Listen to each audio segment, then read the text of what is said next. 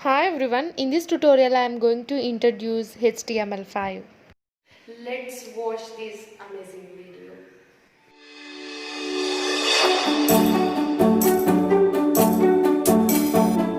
Already explained in before tutorials, that is, if we want to develop any website we need two things which is very important: front end and back end. I already discussed what is front end and what is back end in before tutorials. If you missed the tutorial, the link was available in description. Just go and learn what is front end and back end. Anyway, so in this tutorial, if you want to work in front end, we need three major things which is called HTML, CSS and JavaScript. So in this tutorial I am going to discuss completely about HTML. HTML stands for Hypertext Markup Language. It is used for structuring and presenting content on World Wide Web. The present version of HTML is 5. So we are having 3, 2, these are all world versions of course. But in upcoming tutorials, I am totally explaining on HTML5. With the HTML, mainly we can create own websites very easily. Yeah, by using HTML, if we want to display any content, with the help of tags only we can display. So what is meant by tag, what is meant by element, everything will explain in upcoming tutorials. No need to worry about that. Anyway, HTML tags or elements that tells the browser how to display the content in a structured way and very clear manner.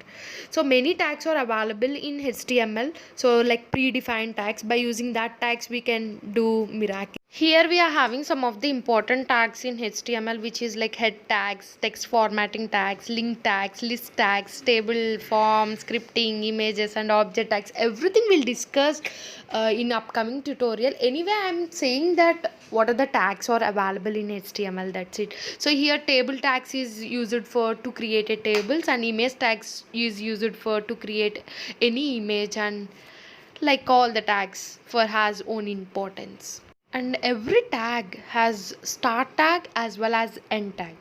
This is the syntax of HTML. So we are having input like having tags which is called h1 and p. So if in websites generally we see like headings, by using h1 tag we'll see like h2 for size, so h3 h5, like we are having everything we'll discuss in upcoming tutorial separately. And if in websites generally we'll see the content, so for the content we are using the paragraph tag which is called p tag. So by using that, what the content you need to display in website, by using this tag you can write.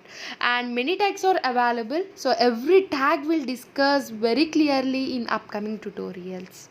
I'll come with another tutorial which is looking to browser options. That means different browsers are available. So which browser supports which tag, I need to explain in upcoming tutorial. Until then, wait for next tutorial. I hope you enjoyed this video.